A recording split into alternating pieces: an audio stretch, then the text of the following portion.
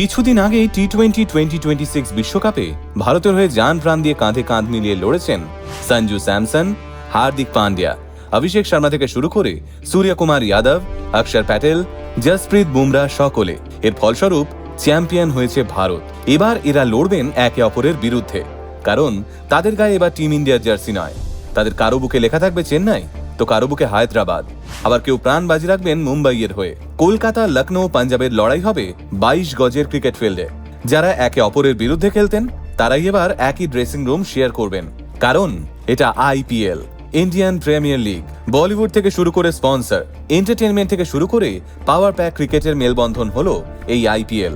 ভারত তথা বিশ্ব ক্রিকেটের Big Bash event Indian premier league 2026 শুরু হতে চলেছে 28 মার্চ। প্রথম ম্যাচে গতবারের চ্যাম্পিয়ন রয়্যাল চ্যালেঞ্জার্স বেঙ্গালুরুর বিরুদ্ধে মাঠে নামছে সানরাইজার্স হায়দ্রাবাদ। খেলা শুরু হওয়ার আগেই দেখে নি এবার কোন ফ্র্যাঞ্চাইজি কেমন টিম বানিয়েছে। সবার প্রথমে আসি আমাদের প্রাণের শহর কলকাতার কথায়। বলিউড কিংস শাহরুখ খানের franchise Kolkata night Riders IPL এর প্রথম বছর থেকেই চর্চার কেন্দ্রবিন্দু। এবারেও তার ব্যতিক্রম নেই। অস্ট্রেলিয়ার অন্যতম ভরসাযোগ্য অলরাউন্ডার ক্যামেরন গ্রিনকে রেকর্ড মূল্যে কিনেছে কলকাতা। 6 ফুট 6 ইঞ্চির ক্যামেরন গ্রিনের দর উঠেছে 25 কোটি 20 লক্ষ টাকা। নিউজিল্যান্ডের opener Finn Allen, Tim Seifert রয়েছেন এই দলেই। শুধু তাই নয়, নিউজিল্যান্ডের অন্যতম সেন্সেশন রাচিন রবীন্দ্রও যোগ দিয়েছেন কলকাতায়। 2 কোটি টাকা মূল্যে রাচিন রবীন্দ্রকে কিনেছে কলকাতা। মজার ব্যাপার হলো এই নিউজিল্যান্ডকে হারিয়েই বরুণ চক্রবর্তী, রিঙ্কু সিংরা T20 চ্যাম্পিয়ন হয়েছে।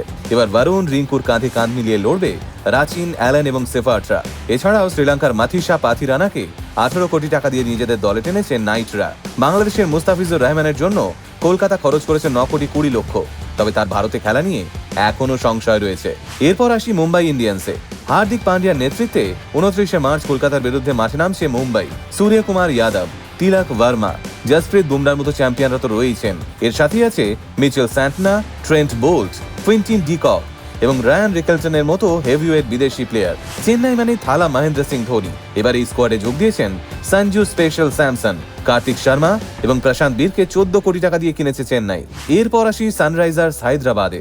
লিয়াম লিভিংস্টোনকে এবার দলে টেনেছে হায়দ্রাবাদ। এছাড়াও 3 কোটি টাকা খরচ করে অস্ট্রেলিয়ান অলরাউন্ডার জ্যাক এডওয়ার্ড এবং ভারতীয় উইকেটকিপার ব্যাটার সলিল আরোরাকে কিনেছে হায়দ্রাবাদ। চোট পাওয়ার ফলে প্যাট কামিন্সের নেতৃত্ব নিয়ে সংশয় হওয়ায় এবার টিমের ব্যাটন সামলাবেন ঈশান কিশন, আর ভাইস ক্যাপ্টেন্সির দায়িত্বে থাকছে অভিষেক শর্মা। ট্রাভিসের, নীতিশ কুমার রেড্ডির মতো ম্যাচ উইনার রয়েছে হায়দ্রাবাদ স্কোয়াডে। এদিকে রিয়ান পরাগের নেতৃত্বে নামতে চলেছে Rajasthan Royals. Sam Curran, Ravindra জাদেজার মতো অভিজ্ঞ প্লেয়ারও এবছর যোগ দিয়েছেন রাজস্থান টিমে। এছাড়াও রবি বিষ্ণয়কে 7 কোটি 20 লক্ষ টাকায় কিনে নিয়েছে রাজস্থান। যশস্বী জয়সওয়াল, ধ্রুব জুড়েল এবং ইয়ংস্টার বৈভব সূর্যবংশীর মতো ট্যালেন্ট রয়েছে এই টিমে। 17 বছর অপেক্ষার পর প্রথমবার আইপিএল 2025 এর ট্রফি উঠেছিল বিরাট কোহলির হাতে। রয়্যাল চ্যালেঞ্জার্স ব্যাঙ্গালোর এবছর 7 কোটি টাকার বিনিময়ে কিনে নিয়েছে ভেঙ্কটেশ আইয়ারকে। 5 কোটি 20 লক্ষ টাকার বিনিময়ে আরসিবি টিমে যোগ দিয়েছেন মঙ্গেশ যাদব। রাজাত পাতিদারের নেতৃত্বে দেবদত্ত Padikkal, Phil Salt, Krunal Pandya, Tim ডেভিডের মতো বাঘা বাঘা প্লেয়ার মাঠে নামবেন আইপিএল ট্রফি নিজেদের ঘরে রাখার জন্য।